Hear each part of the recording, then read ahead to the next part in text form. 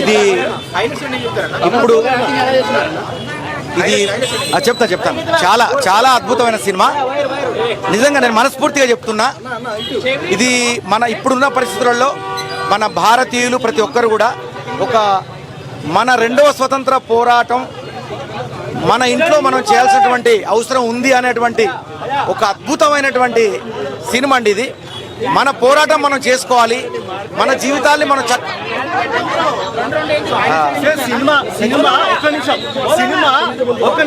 మీరందరూ సైలెంట్ ఇక్కడ అందరూ కెమెరాస్ అన్ని ఇటు పెట్టి పెట్టారు. సినిమా చాలా బాగుంది. మనం ఫస్ట్ అప్రిషియేట్ చేయాల్సింది కమల్ హాసన్. ఒక్క నిమిషం మీకు కొంచెం సినిమా చాలా బాగుంది. సినిమా ప్రతి ఒక్కరు ఎంజాయ్ చేయండి.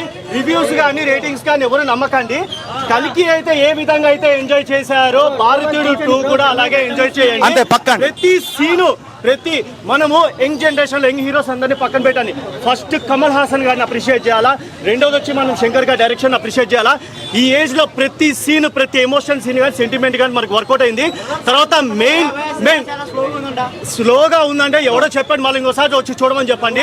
ఒకటే మాట అన్ని రోజులు చాలా బాగా చేశారు. చెప్తానండి. శంకర్ గారికి కమల్ హాసన్ గారికి నా చేతులు ఎత్తి నేను నమస్కరిస్తున్నా. మన భారతీయులందరం కూడా ఈ సినిమాకు రుణపడి ఉన్నాము అంతే. ప్రతి ఇండియన్ ఈ సినిమా వచ్చి చూడాలి. I love my India. ఏదండి భారతీయుడు 2 అంతే. ఇక భారతీయుడు 1 నేను నా జీవితంలో చిన్నప్పుడు నేను చదువుకునే రోజుల్లో భారతీయుడు 1 చూశాను. ఇప్పుడు భారతీయుడు 2 అప్పటికంటే ఎన్ని రేట్లో ఇంకా నాకే తెలియదు. అంత అద్భుతంగా ఉంది సినిమా. చాలా నిజాయితీగా చెప్తున్నా. భారతీయ 2 అనేది మన జీవితం. ఇది సినిమా కాదు, ఇది రియల్ లైఫ్. మన భారతీయుల నిజమైన జీవితం ఇందులో ఉంది. మనం అందరం కూడా ఈ సినిమాకు రుణపడి ఉన్నాం. శంకర్ గారికి కమల్ హాసన్ గారికి మనం రుణపడి ఉన్నాం. సినిమా పరంగా చెప్పాలంటే మీరు ఖచ్చితంగా ఒకసారి మోగి చక్కగా గుసాయిస్తే ఏం పని కాదు. చక్కగా గుసాయించుకొని ఆలోచించుకొని నిమ్మలంగా తిని హ్యాపీగా మీకు టైం ఉన్నప్పుడు ఫ్రీగా ఫ్యామిలీతో మంచిగా రండి. ఇప్పుడు ఆగమాగం వస్తే మీరు సాటిస్ఫై కారు. ఎందుకంటే సినిమా అయితే నాకు నచ్చలేదు. బట్ నచ్చింది ఏంటంటే కమల్ హాసన్ యాక్టింగ్, సిద్ధార్థ యాక్టింగే. స్క్రిప్ట్ వరస్ట్ చెప్పాలంటే భారతీయుడు 1 ఎవరికి మళ్ళీ చూడురి. భారతీయుడు 1 మళ్ళీ చూడురి. ఎన్నిసార్లు చూసినా బోర్ కొట్టదు. కరప్షన్ గురించి తీసిండు. యాక్చువల్లీ చెప్పాలంటే ఇప్పుడు ప్రెజెంట్ ఉన్నదే మొత్తం దునియా మొత్తం నడుస్తుందే కరప్షన్. ఆ కరప్షన్ని కరెక్ట్ వేలో తీయలే. చెప్పాలంటే కరెక్ట్ వేలో తీస్తే ఇంకా చాలామంది జీవితాలు మారుతాయి. మన సొసైటీ చాలా బాగుంటుంది. ఎంత బాగుంటుంది అంటే మనము ఒక కేరళ పోయినప్పుడు ఆ ఎన్విరాన్మెంట్ గ్రీనరీని చూస్తే ఎట్లా ఫీల్ అవుతామో అట్లా ఫీల్ అవుతాం కరెక్ట్ కాన్సెప్ట్లో చూస్తే.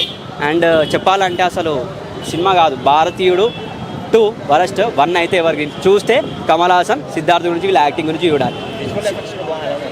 విజువల్ ఎఫెక్ట్స్ అసలు వరస్ట్. అసలు విజువల్ ఎఫెక్ట్స్ అది కాదు. చూస్తే కమల్ హాసన్ ఒక visual effect, Kamal Haasan Siddhartha visual effect అంటే రైట్ వేలో తీయలే. నాకైతే నచ్చలేదు. మ్యూజిక్ అయితే అసలు ఆ పాటలు అవి ఎవరెండు వస్తాయి వెనకలికి వెళ్ళి ఏంటంటే వెనకలికి వెళ్ళి ఫోన్ అని కొడుతూ ఉంటాం. ఈవెన్ చెప్పాలంటే మనం ఇంట్లో కూర్చొని ఒక కిచెన్లో ఒక బాసన్ల మీద గిన్నె మీద కొడితే ఒక మ్యూజిక్ అనేది ఒక హార్ట్ టచ్ అవుతుంది. అసలు మ్యూజిక్ అది వరస్ట్ సాంగ్స్. అసలు మ్యూజికే కాదు, స్టోరీ కూడా వరస్ట్. అది వరస్ట్. ఏం ఎక్స్పెక్ట్ చేయవద్దు. సినిమా ఎక్స్పెక్ట్ చేయాల్సింది కమల్ హాసన్ యాక్టింగ్, సిద్ధార్థ్ గురించి, వీళ్ళిద్దరి గురించి వెళ్ళాలి అంతే. స్క్రిప్ట్ గురించి అయితే అసలు పోవద్దు. పోతే వీళ్ళ యాక్టింగ్ గురించి పోవాలి. యూత్కి యాక్చువల్లీ గుసాయిస్తే వాళ్ళే మన యూత్కి అయితే మెసేజ్ అంటే ఇవ్వచ్చు. తీసే విధానం సరిగా లేదు. ఆ స్క్రిప్ట్ కరెక్ట్గా తీస్తే ఆ కరప్షన్ గురించి అని ఇంకా చాలా మెసేజ్ ఇవ్వచ్చు యూత్కి. కానీ అది కరప్షన్ గురించి సరిగా తీయలే. 1లో ఉంటుంది క్రేజీ, అది కరప్షన్ అంటే అసలు వేరే level. Thank you so much. Bye.